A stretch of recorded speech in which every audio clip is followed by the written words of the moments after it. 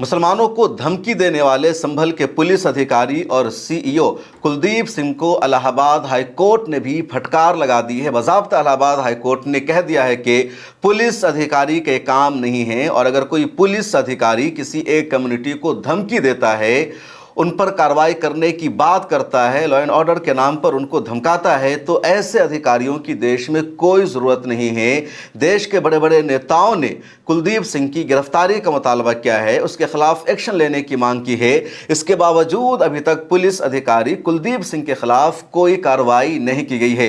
कुलदीप सिंह की इस वीडियो का आपने ज़रूर देखा होगा कि वो सीधे सीधे मुसलमानों को धमकी देता है और मुसलमानों को कहता है कि अगर किसी ने भी मस्जिद के बाहर नमाज अदा की तो सीधे उसको जेल भेज दिया जाएगा। वो शख्स पीस कमेटी की मीटिंग के दौरान यहां तक मुसलमानों को धमकी देता है कि अगर तुम मुसलमानों को ईरान से इतनी ही हमदर्दी है तो ईरान चले जाओ, अगर कोई भारत में ईरान का नाम लेगा, ईरान की हिमायत में प्रोटेस्ट करेगा तो मैं ऐसा नहीं होने दूंगा और मैं उसको सबक सिखाऊंगा। पहले आप इसकी वीडियो को सुन लीजिए। बहुत सारे लोगों को ना उनको खुजली इस बात की मची है कि साहब झगड़ा तो हो रहा है ईरान के इजराइल के बीच में और वो बीच में ना अपनी टंगड़ी घुसाए पड़े हैं।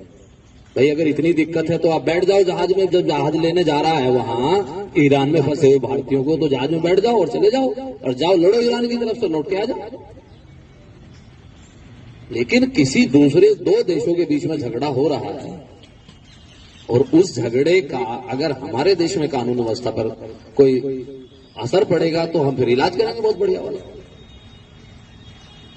कहीं पर किसी भी प्रकार का किसी नमाज में, अलविदा की नमाज में या जुमे की नमाज में कोई भी किसी प्रकार के किसी देश के विरोध में, किसी के विरोध में कोई स्लोगन, कोई पट्टी, कोई नारा, ये नहीं होना चाहिए।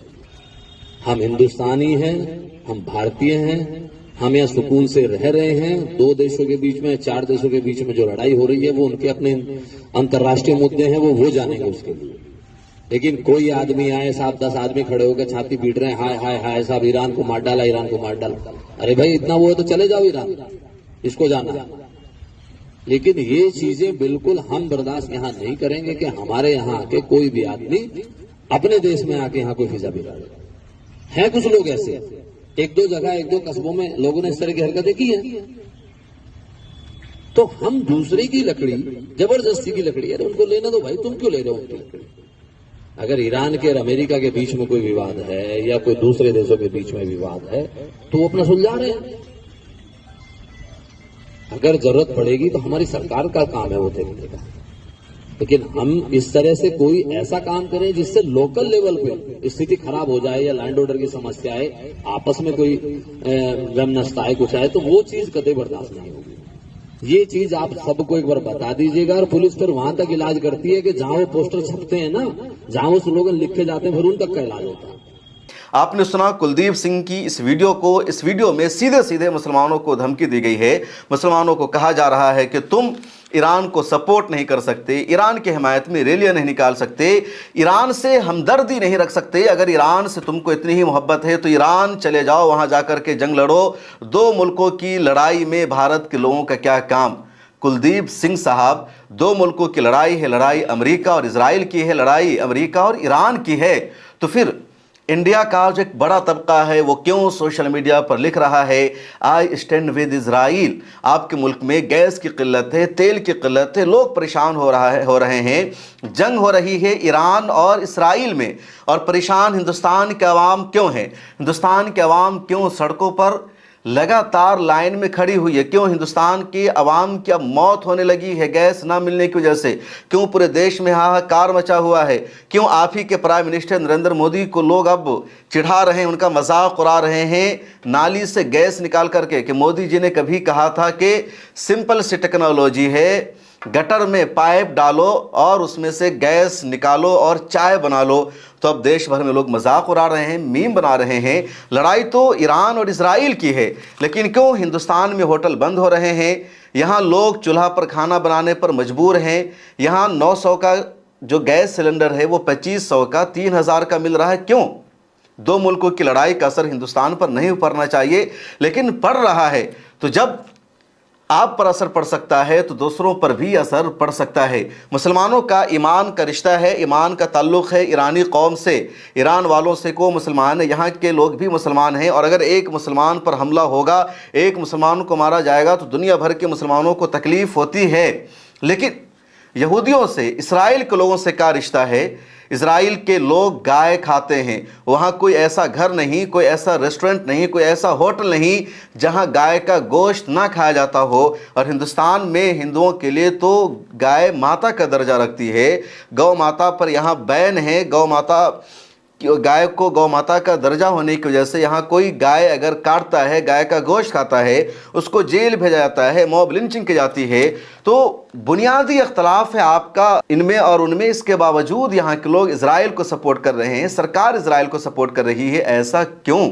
इसका कोई जवाब देगा? सोशल मीडिया पर लोग ईरान को चिढ़ा रहे हैं, इजराइल और अमेरिका को सपोर्ट कर रहे हैं। अमेरिका ने लगातार भारत का मजाक उड़ाया, पाकिस्तान का सपोर्ट किया। अमेरिका ने लगातार भारत का मजाक उड़ाया, पाकिस्तान का सपोर्ट किया। ट्रंप ने तो 10 मरतबा देश के वज़ीर-ए-आज़म नरेंद्र मोदी को जलील करने का काम किया।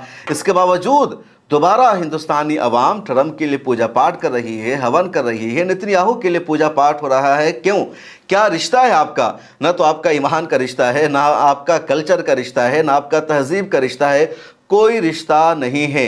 अमेरिका वालों से, इजराइल वालों से मुसलमानों का एक ताल्लुक़ भी है कि कम अज़ कम आसमानी मज़ाहिब पर यकीन रखते हैं। ये सब हज़रत इब्राहीम अलैहिस्सलाम को अपना पैगंबर और पेशवा मानते हैं, जिसको मुसलमान भी मानते हैं। लेकिन आप में और उनमें एक भी कोई मुमासलत नहीं पाई जाती है। तो मुसलमान अगर ईरान से हमदर्दी रखता है तो उनका हक़ है, लेकिन आप लोगों का, हिंदुओं का इजराइल से हमदर्दी रखने का कोई हक़ नहीं बनता। इसके बावजूद वो लोग रख रहे हैं, तो उनको भी बराबर की धमकी आपको देनी चाहिए, लेकिन आपने उनको धमकी नहीं दी है। पीस कमेटी का अमूमन हर इलाके में इजलास बुलाया जाता है पुलिस अधिकारियों के साथ, और वहाँ पुलिस की जिम्मेदारी ये होती है कि मुसलमानों को समझाना, बताना कि ईद का दिन है तो आप नमाज अदा करेंगे, ज़्यादा सड़कों पर भीड़ नहीं लगाएंगे, ज़्यादा जाम नहीं होगा, आम लोगों को डिस्टर्ब नहीं होना चाहिए। इस मकसद के लिए पीस कमेटी का इजलास बुलाया जाता है। और इसी तरह का इजलास हिंदुओं के साथ भी होना चाहिए। जब उनकी होली होती है, उनकी दिवाली होती है कि आप होली खेलेंगे तो रंग किसी मुसलमान पर नहीं डालेंगे, आप दिवाली मनाएंगे तो किसी मुसलमान के घर के सामने जाकर के पटाखा नहीं फोड़ेंगे। लेकिन हिंदुओं के साथ पीस कमेटी का इजलास नहीं होता है, सिर्फ मुसलमानों के साथ होता है। और किस बात के लिए? क्या आप मस्जिद के सामने रोड पर नमाज अदा नहीं कर सकते, गली में नमाज अदा नहीं कर सकते, अपनी घर की छत पर नमाज अदा नहीं कर सकते? आपको बस मस्जिद में ही नमाज अदा करनी है। और मुसलमान इस पर अमल भी करते हैं, मस्जिद में ही नमाज अदा करते हैं। इसके बावजूद मुसलमानों को टारगेट किया जाता है। बहरहाल संभल के सीईओ कुलदीप सिंह के इस बयान की पूरे देश में मजम्मत हो रही है। गोदी मीडिया के पास भी इस बयान को जस्टिफाई करने के लिए कुछ भी अब नहीं बचा है। इलाहाबाद हाईकोर्ट ने आज फटकार लगाई और कहा कि अगर आप पुलिस अधिकारी हैं और अगर आप ये कहते हैं कि रोड पर नमाज पढ़ने की वजह से एक्शन लिया जाएगा, कार्रवाई की जाएगी, या नमाज पढ़ने ज़्यादा लोग आ गए तब आप पर कार्रवाई होगी, तो ऐसे लोगों को पुलिस अधिकारी रहने का कोई हक़ नहीं है। ऐसे लोगों को रिज़ाइन दे देना चाहिए, इस्तीफ़ा दे देना चाहिए। जिन लोगों को ये लगता है कि मस्जिद में लोगों के आने से, नमाज अदा करने से माहौल ख़राब हो जाएगा, तो ये लोग पुलिस की ड्यूटी निभाने के हकदार नहीं है। इलाहाबाद हाईकोर्ट का ये साफ तबसरा है। उसके बाद राज्यसभा के एमपी इमरान प्रताप गढ़ी ने भी इसके खिलाफ मजबूती के साथ आवाज़ उठाई। ट्विटर पर उन्होंने लिखा और कहा कि होली में लोग सड़कों पर आकर खेलते हैं, सड़क को जाम करते हैं, तब उन पर कोई एतराज़ नहीं, लेकिन अगर कोई मुसलमान रोड पर नमाज अदा कर लेगा तो उसके खिलाफ एक्शन कार्रवाई की धमकी दी जा रही है। इमरान प्रताप गढ़ी ने भी लिखा कि पुलिस के आखिर ये कौन सी भाषा है जो मुसलमानों को धमकी दी जा रही है। असदुद्दीन वैसी ने भी कल मक्का मस्जिद में खिताब किया और अपने खिताब के दौरान उन्होंने आड़े हाथों लिया संभल के सीईओ कुलदीप सिंह को। सुनिए। लेकिन कोई आदमी आए, साहब 10 आदमी खड़े होकर छाती पीट रहे हैं, हाय हाय हाय साहब ईरान को मार डाला, ईरान को मार डाला। अरे भाई इतना वो है तो चले जाओ ईरान। आदमी घर से निकलता है 8:25 से, वो भागा भागा जाता है, उसको लगता है कि मस्जिद जो है फुल हो गई, तो वो जहाँ देखता वही अपना बिछा लेता। वो चीज कतई बिल्कुल नहीं बर्दाश्त की जाएगी। मुकदमा लिख के उठा के भेज देना उसको चीज। मैं उस डीएसपी साहब को बोलूंगा, ये मुल्क आपके बाप का नहीं है। और सुनो डीएसपी, तुम बिन्यामिन नेतन्याहू की जबान में बात कर रहे हो। संभल के एमपी है ज़ियाउर रहमान बर्क साहब, उन्होंने भी ट्विटर पर लिखा कि पुलिस अधिकारियों की जिम्मेदारी होती है लोगों को समझाना, लॉ एंड ऑर्डर को कंट्रोल करना और सबको साथ लेकर चलना। पुलिस अधिकारी का काम लोगों को धमकाना नहीं है। लॉ एंड ऑर्डर के नाम पर लोगों को इस तरह जलील करना नहीं है, एक कम्युनिटी को टारगेट करना पुलिस अधिकारी का काम नहीं होता है। और भी कई लोगों ने इसी तरह का ट्वीट किया है और पुलिस प्रशासन पर सवाल उठाया है। मेरठ पुलिस ने भी एक बयान जारी करके कहा कि मुसलमानों को सड़कों पर नमाज अदा करने की इजाज़त नहीं होगी। जनाब, मुसलमान सड़क पर नमाज अदा करते ही नहीं हैं। मुसलमान खुद मस्जिद में नमाज अदा करना चाहते हैं और अगर बमुश्किल मुसलमानों को सड़क पर नमाज अदा करने की ज़रूरत पड़ती है तो 2 से 4 मिनट तक ही कोई सड़क बंद रहती है, उससे ज़्यादा नहीं। लेकिन होली तो सड़कों पर अदा की जाती है। तमाम जो मूर्ति विसर्जन होता है उसमें सड़कों का ही इस्तेमाल होता है। दुर्गा पूजा में सड़कों का इस्तेमाल किया जाता है। शादियों में लोग सड़कों का इस्तेमाल करते हैं। मुसलमान अल्हम्दुलिल्लाह ये सब नहीं करते हैं और मुसलमानों को नहीं करना भी चाहिए। इस वीडियो में इतना ही। चैनल को सब्सक्राइब कर लीजिए। मुझे दीजिए इजाज़त, फिर मुलाकात होगी।